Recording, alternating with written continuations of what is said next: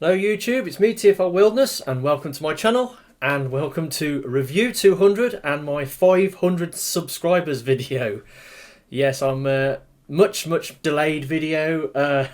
I should have done this months ago because yeah, it's just dragged on, and I will give you my reasons why it's been delayed right now at the front of the video before I actually get into the review. Yeah, basically, I believe I passed the 500 subs mark way back in the Saturday the 8th of August. But at the time, I just wasn't in the mood to do a 500 subs video. The only way I can describe it is basically, I don't think I deserve 500 subs, right? I would have been quite happy to sit at like high 400s forever and a day. And my reasons why I don't think I deserve 500 subs is I feel I have reached the limit of my capability as a YouTube content creator. In other words, you'll probably notice that my video format as it is has remained the same for the last couple of years, and the only significant improvements I've made to my video making over the last couple of years is I've bought a replacement webcam because I was originally using a 720p webcam and I decided to upgrade to a 1080p webcam, and this webcam has got autofocus on it and it's also got stereo microphones. So I ran with that for a bit, and then I noticed that the audio on it, even though it was stereo, was muffled and distorted. So then I went out. Bloody hell, it's all. Went out and got. Well, I didn't go out and get. I saw a review from Engineer Hoist. He did a review on one of these 5-fine microphones, and I put it on my Christmas list, and someone bought it me as a Christmas present a couple of years ago. So I've been using that for a little while.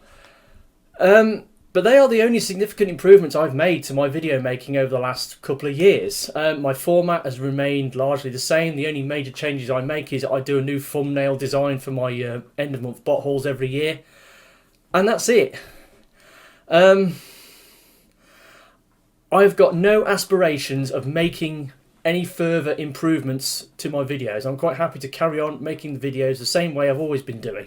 And as such, if I'm not personally prepared to improve my video content for you, the viewer, then I don't deserve more subscribers. It's as simple as that. I mean, there are obvious improvements I could make. I could go from a, sort of like facing the camera to, magic hands reviews. Personally, I mean, majority of the more popular, well-known reviewers use the magic hands technique. They do their reviews from behind the camera rather than in front of it. Yes, you can see the toy in much more detail because you got more of a close-up of it, and I understand that. And let's face it, do you really want to look at this ugly mug talking to you when I'm doing a review? I don't think so somehow. But yeah, there is that. But I've always done videos like this. I will continue to do videos like this. It's just a style choice that I made, and I'm sticking with it. I can't think of any other improvements. I mean, I'm not a particularly articulate or funny or clever person. I'm not really that good to watch. I tend to waffle on unnecessarily in my videos, and sometimes I do and say things that can be, kind of controversial, and that elicits negative comments from individuals in the comment section. So yeah, that happens as well. So yeah, like I said, I don't think I deserve 500 subs. But at the time of doing this video, since I passed the 500 subs mark on, the 8th of August, I mean, that was like 75 days ago, because I'm recording this video on the 21st of October, and yeah, so 75 days, that's like 7 weeks and 5 days. It's like I'm now up to 538 subs, so I'm like third of a way to 600 subs. So my fault for waiting so long, but like I said, at the time I wasn't in the mood, and then shortly after that I had life-changing events like my mum got sick and she passed away on the 31st of August, and I'm having to deal with her legacy since then. And it's going to impact my bot buying and collecting activities as soon as I figure out how the new financial situation plays out as regards to like the household finances. So that's an ongoing process. So there we go. There's my reasons why I don't deserve 500 subs. But here I am doing a 500 subs video with 538 subs under my belt. Now, as a result, when I do these subscriber specials videos, what I do is for the first 1,000. I mean, like I said, since I started my Transformer collection, my adult Transformer collection, back in May of 2014, I've decided to keep records of my bot buying and Transformer collecting activities, and as such, I've been keeping a note of everything I buy, everything that I buy, be it bots, comics, DVDs, anything Transformers related. I do a list whereby I note everything down that I've bought, and then I have a bot list of everything in my collection. Every bot gets a bot number, and when I get to what I refer to as a centenary bot, like 100, 200, 300, 400, or in this case 500, I reserve the reviews of those bots for when I get to the equivalent number subscriber review video, if that makes any sense. So the review I'm doing today is bot 500 in my collection. It's a 500 subs video. So with that said and out of the way, let's do the review on today's figure. And don't get too excited, it's nothing too spectacular. It is G1 Autobot Cassette Eject, and this isn't the regular G1 Autobot Cassette. This is the Platinum reissue from the Autobot Intel Ops box set that was released a couple of years ago as part of the Platinum series. Here it is the Platinum Edition Intel Ops Autobot set. It comes with 5 figures. It comes with Blaster, Perceptor, Ram Horn, Steeljaw, and Eject.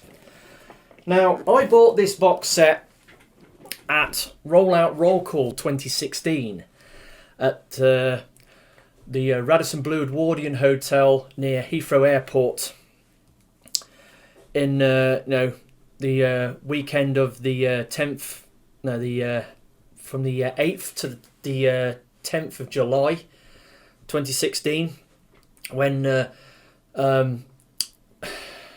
Dave Tree of All the Cool Stuff, this was in 2016, this was just after the last auto assembly in 2015, and it wasn't clear at the time whether there was going to be a convention coming the following year to replace auto assembly. So Mr. Dave Tree decided, because he was doing his little local sort of Comic-Con down in Southampton called Rollout Roll Call at the Jury's Inn Hotel, which I'd been to a couple of times. I've been to the 2014, 2015 one.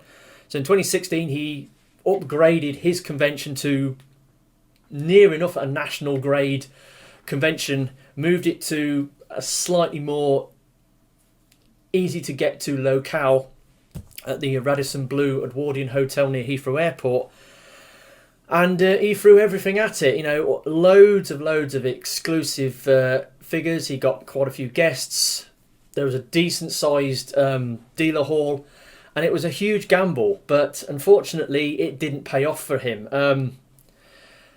It then transpired that TF Nation was happening like 7 weeks later. Most people booked up for TF Nation. Not many people booked up for Rollout Roll Call, and he had to pay out for a block of the hotel rooms for the guests that he was getting, and he lost a lot of money on the deal, and it almost ruined him.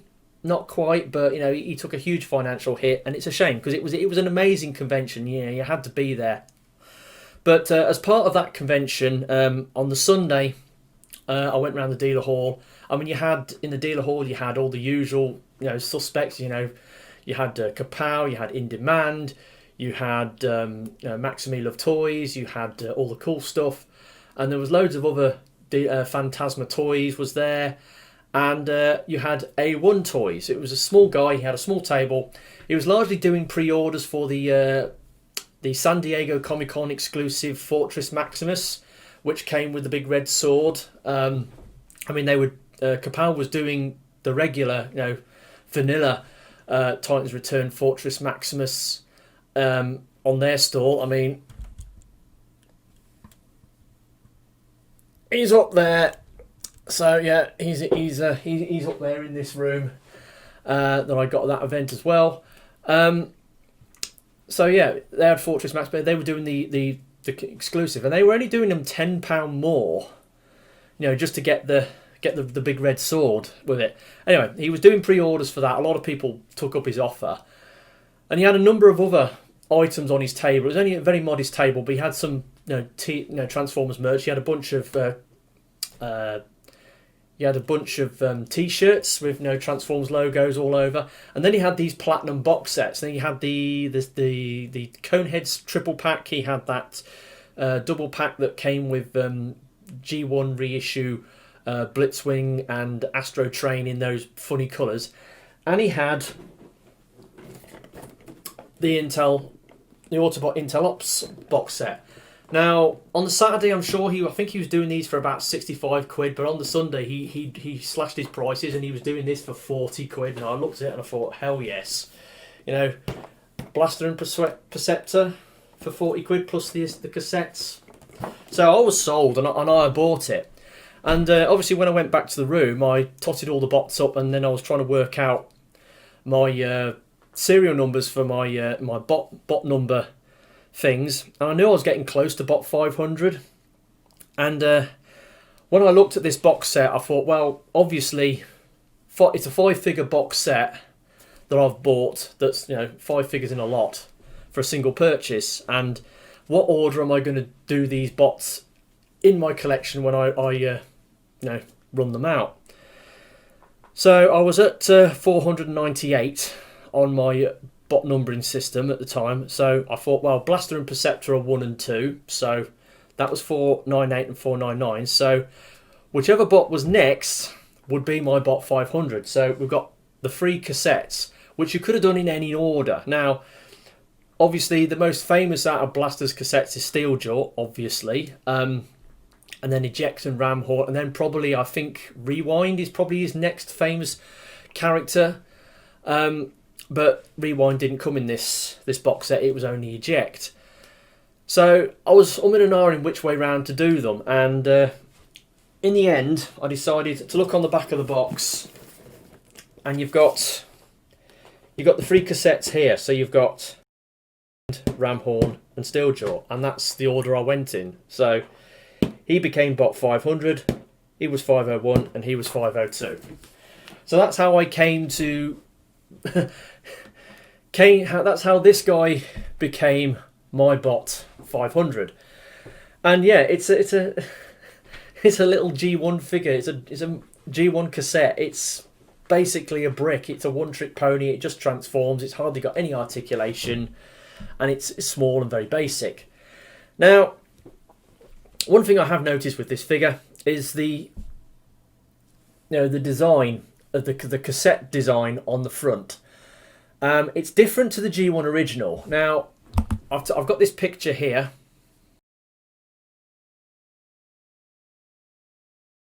And as you can see in that picture, you've got the G1 original on this side and the reissue one on that side. So for some reason they decided to change the design for the Platinum reissue. Now, if you look at this one here, you can see it's got visible screws, because this has been tamper graphed.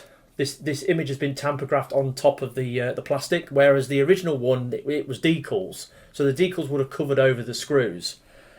But on the other side, it's just standard fare. So yeah, there is that about it. The Platinum reissue isn't quite G1 accurate. It's slightly different. I think they changed. I'm not sure if they changed the designs on the other cassettes. I haven't really checked. But yeah, so this guy is what he is. He's got a rub symbol, obviously, and you know, it works. So no point in showing it here. He does come with his two chrome weapons, which plug into the you know, the cassette spool holes. So you can do that, and I like to think you can get a fan mode out of him if you pull the legs out.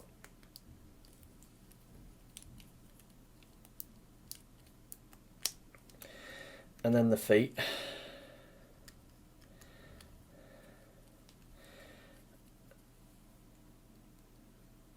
And then angle them down slightly. You can get kind of like a little attack drone that flies around and shoots things. So that's something you can do. A little fan mode that I came up with. He's a very simple little bot. There's not much to him. Looking at the cassette mode, obviously it's got all the printed or the tampo detail on this side. It's got like the metal position and the music cassette 60 minutes. It's got the tape, the marks for the little window in the middle where you can see the tape running across. And then it's got a stamp on it that says Hasbro 1986, copyright Takara 1986. So it's got the original sort of the original copyright information on it. Turning round to the other side, you've got the gold details for his chest. A lot of the G1 originals, this paint rubs off, and it comes off. But I've barely handled this thing since I got it, so it's still in pretty good condition. And also, he's a G1 cassette. Now, G1 cassettes, as we know, designed to work in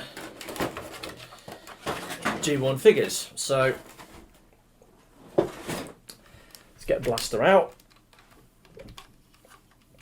and no, that's the wrong one. There we go. So you eject that.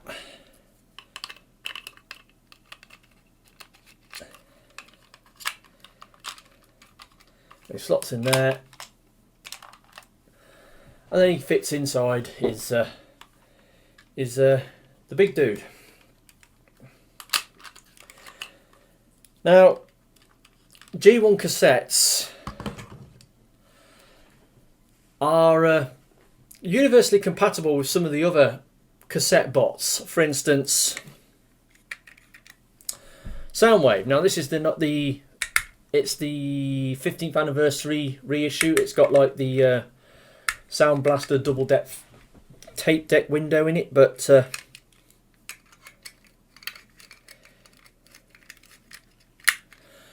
and he fits in there. Oh, let's get him out. So he fits in G1, and G1 cassettes are Masterpiece compatible. So Masterpiece Soundwave, he fits in Masterpiece Soundwave. So yeah, G1 cassettes, like I said, pretty universally compatible. Now, there is also, I've got BTS Sonicron. So the first third-party Soundwave, one of the earliest third-party figures to ever come out. Again, this is G1 cassette compatible. So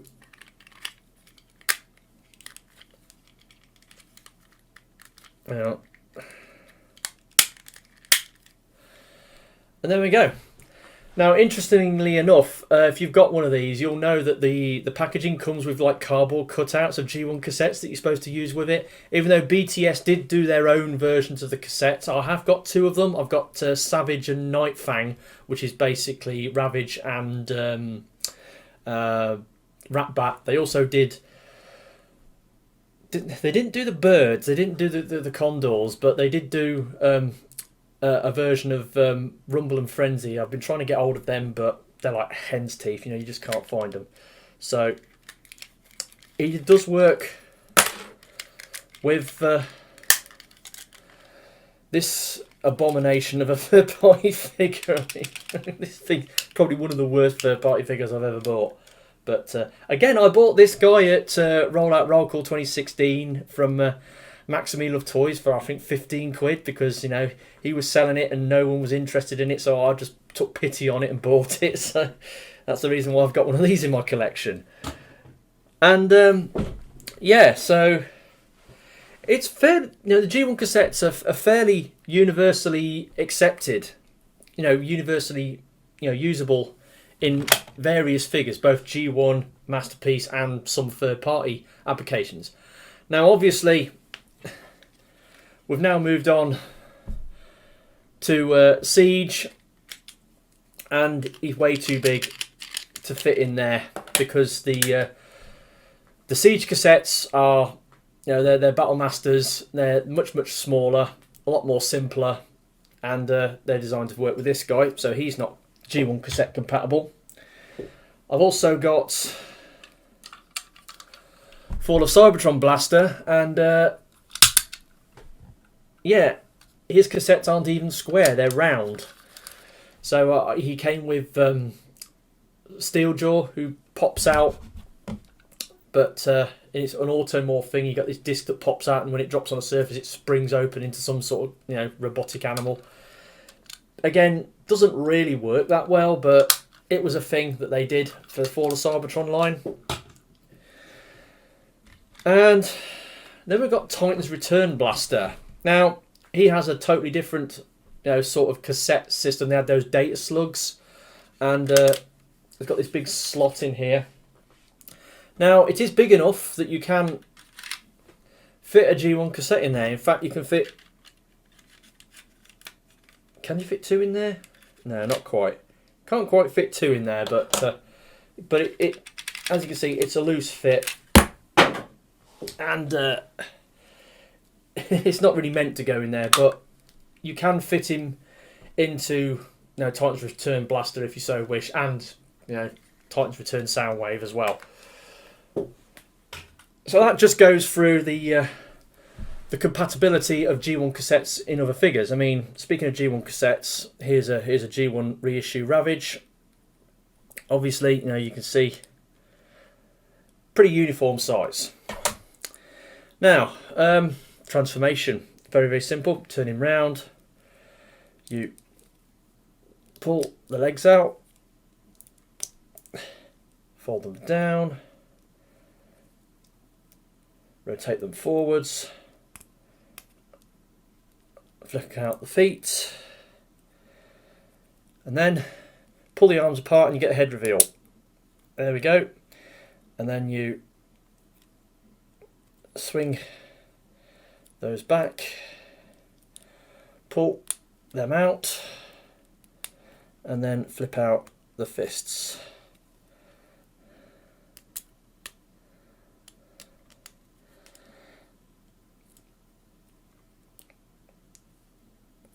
And there we have Eject in his robot mode, and he's playing havoc with the autofocus. So he's a little decent little robot dude.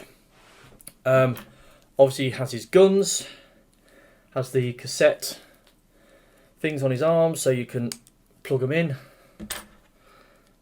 like so. You can sort of have them sort of stowed upwards if you want. So, you know, he's walking around, carrying them around like that.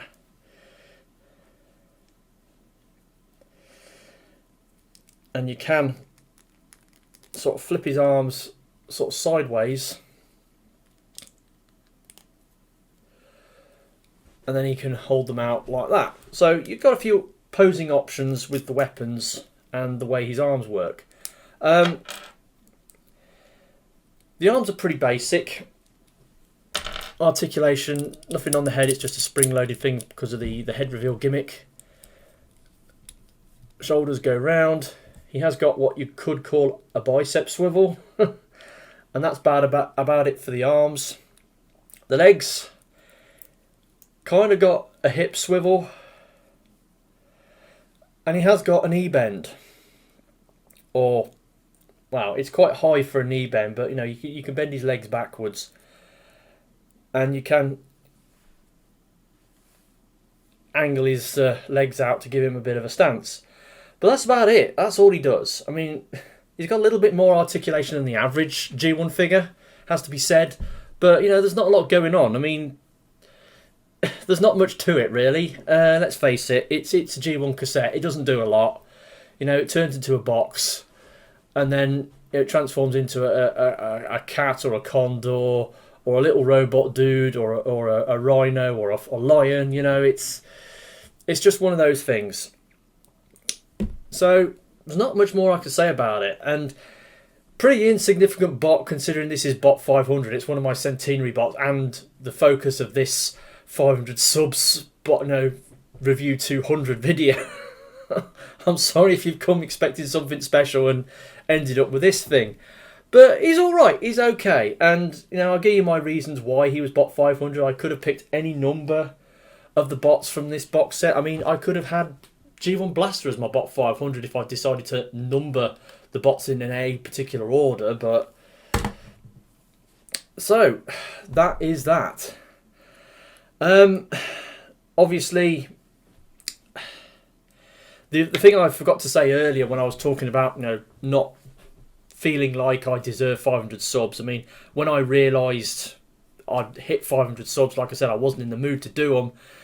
But then, as time went on, I looked at my reviewing schedule my reviews I'd done up to that point, and I was in these sort of like the high 180s, and I thought, well, I'm not far off from review 200, so I decided to pace the videos out then, one a week, and I bought that bunch of mini Hello Carbot figures, like 7 of them, which I was doing a mini reviewing series on. So that would have brought me up to like 196. So I only had a couple more videos to do, got some more KTRTs and did the reviews, and here we are. Saturday the 24th of October with my 500 subs review 200 video.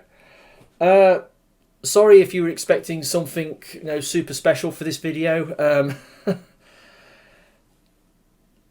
Like I said, I have my reasons why I feel the way that I feel about, you know, growing my account. I've got no inclination to I don't particularly want to grow this account. I will never ever consider monetizing this account. I'm just doing videos for the hell of it, and I just got into the habit of doing them, and that's it. This particular series that we've come to the end of, where I'll be doing a review every week, that's going to come to end. It's now back to business as usual. I will probably now be doing 1 or 2 reviews a month. I will keep up my unboxing video series for the time being, because I've got no reason to stop doing those, because they're fairly easy to do. And that's that. I'm not looking to make any improvements to my videos going forwards, so this is about as much as I'm going to do.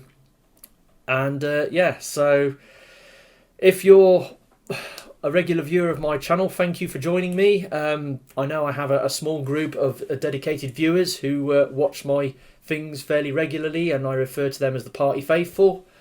As for the rest of the subscribers on my channel, I like to think of them as casual subscribers. You know, they've been watching videos on YouTube, and then you get that YouTube has got that algorithm where it suggests videos you might want to watch, and probably my videos have been cropping up maybe on certain videos, what to watch streams, and they've seen that video and go, oh, let's have a look at that. They've clicked on it, they've watched it, they've thought, oh, I quite like the look of this, and they've clicked the subscribe button, and they've not watched a single one of my videos since. I've got a lot of subscribers like that. I mean, you hear other subscribers complaining, oh, I'm getting all these views on my videos, but most of them are unsubscribed. I mean, I've got the opposite problem. I've got lots of subscribers, hardly any views on my videos, and most of my subscribers aren't watching my stuff, but I never complain about it, do I? I don't go on my videos and say, hit that bell button, hit that subscribe button, blah, blah, blah. You know, share this video amongst your friends. I don't go through all that because I don't see the point in doing all that. Because, you know, my videos aren't that good. I'm not that good a YouTuber. I'm not going to get any better. So why go to the trouble of trying to grow my channel? I'm never going to make anything of it. It's just a thing that I do. So there we go. Like I said, back to business as usual after this. Next video you should see will be my end of month bot haul for October, and then it's back to the normal sort of stuff. Hopefully you've enjoyed this video such as it is. It's a video. In actually filming it now, I'm not really that happy with how it's gone, but you know, I need to get it done. I'm filming this on the Wednesday. I need to get it done by Saturday. So it's raining today. I'm off work this week. It's raining today. I was something I wanted to do outside today, but I can't because of the rain. So I decided to come in and sit down and do this video. And here it is. Here's my 500 subs review 200 video. So yeah. Bot 500. G1 reissue Autobot cassette eject. Go figure. So that's been me, TFR Wilderness. Hopefully you've enjoyed this video. I'll catch you all next time. Ta-da.